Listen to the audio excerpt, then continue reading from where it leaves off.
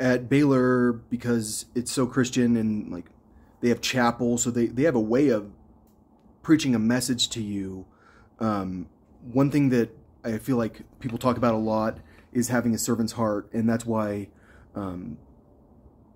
Baylor starts off with what's called Stepping Out, where Baylor students go and help the Waco community, because Waco is super duper poor. It's one of the poorest cities per capita in the United States, or it used to be. And so Baylor people are encouraged to volunteer a lot. And so Baylor students in general are a lot like what I've described Ken Paxton as, I guess. I guess I didn't describe him like that, but that's how I describe chamber people.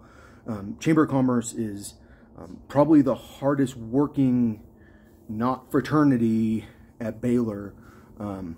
I got pretty close to joining Chamber. I thought about it seriously because some of my best friends were Chamber. I seriously thought about joining ATO, and those were the two that I really almost joined.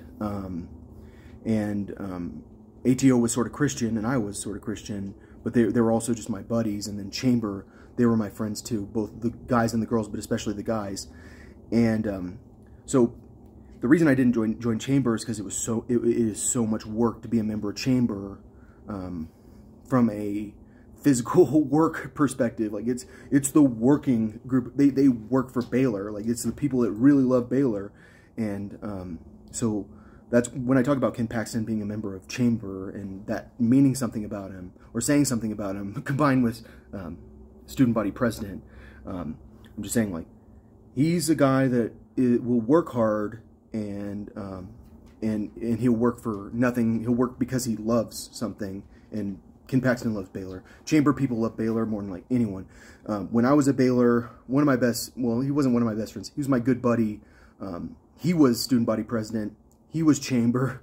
One time he called me from China. He was like, "Hey, what's up?" And I was at church. And I was like, "Why are you calling me from China?" Like, I was like, "You never call me." Like, that's why I say, like, he wasn't like my really good buddy. He wasn't one of my best friends because he never called me. But like, suddenly he calls me from China, and I was like, "Why are you calling me from China?" And that's why I think he might have been an undercover. But you never really know. But why would he call me from China? Back then it was like $2 a minute. But I don't know. I feel like a lot of people have been in on this situation for a long time. I know Rand Paul's in on it, and he's an old Baylor grad. I don't know. I can't imagine Ken Paxton's been in on it for that long. I can imagine, but I can also imagine that he wasn't in on it until when? West Texas? I don't know.